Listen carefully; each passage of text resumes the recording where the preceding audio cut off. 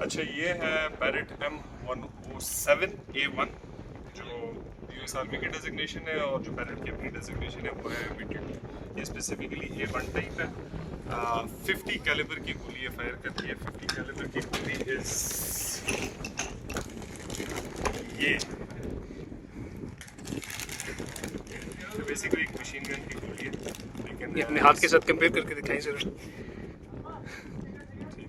Basically एक machine gun की गोली थी, और इस पे एक एंटी मटीरियल राइफल बना दी। एंटी मटीरियल राइफल का बेसिक मकसद ये है कि दुश्मन का मटीरियल तबाह करना। इसके दो बेसिक मकसद हैं। एक है explosive ordnance disposal. Explosive ordnance disposal में ये होता है, नहीं आएगी, उनकी नहीं आएगी, नहीं आएगी। अच्छा, इसके इस राइफल के दो मकसद के लिए बनाई गई। एक तो एंटी मटीरियल। मटीरियल ये होता है कि आप दुश्मन के मटीरियल्स को तबाह कर सके। मटीरियल्स को तबाह करने में ये होता है कि आप उनकी कॉन्वॉय में जाती हुई गाड़ियों के इंजन ब्लॉक्स उड़ा दें, आप किसी लो मतलब रडार उड़ा सकते हैं उससे। हेलीकॉप्टर को मार दें, जो कि पता नहीं मारा जा सकता है कि नहीं मारा जा सकता। होने को तो सब कुछ हो सकता है, लेकिन एक पार्क्ड हेलीकॉप्टर या एक हेलीकॉप्टर आके उतर के ट्रूप्स उतार के लेके जा रहा है, तो मतलब एक गोली के साथ कम से कम 10-15 मिलियन डॉलर का इक्विपमेंट उड़ा सकते हैं।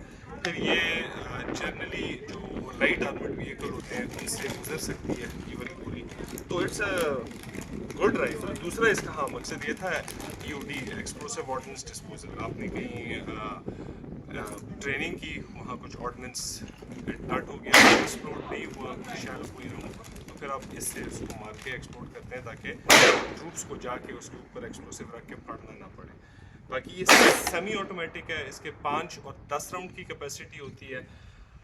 रेंज एनीवेयर फ्रॉम 1600 टू 2000, 2200, सारा डिपेंड करता है। 3200 तक की मेरे ख्याल से लॉन्गेस्ट शॉट, मतलब 3200 तक की क्लेम करते हैं, लेकिन पॉइंट इसके 3200 पे अगर कोई चीज़ मारनी है तो फिर हम मोटर और आर्टिलरी को ख़त्म कर देते हैं। मोटर्स की ज़रूरत ही नहीं है। मतलब 3200 पे आप क्या चीज़ मारेंगे इससे? मतलब ज़रूरत है, ठीक है, its ability, you can reach out to it. मसला इस राइफल का ये है कि इसको लेके कौन फिरेगा। मतलब आप एक डिप्लॉयड जगह पे हैं तो ठीक है, आप एक पोस्ट के अंदर मोबिलिटी नहीं है नॉट ऑफ सेंस, लेकिन सपोज अगर आपने एक जगह से जाना है 20 किलोमीटर दुश्मन की टेरिटरी के अंदर, वहाँ कार्रवाई करके निकलना है, तो ना ये फिर आना और फिर इसके साथ एमुनिशन कितना लेके जाएंगे, ये सारी चीज़ें थोड़ी प्रॉब्लमेटिक है। इसलिए 7.6251 की अपनी जगह, इसकी अपनी जगह।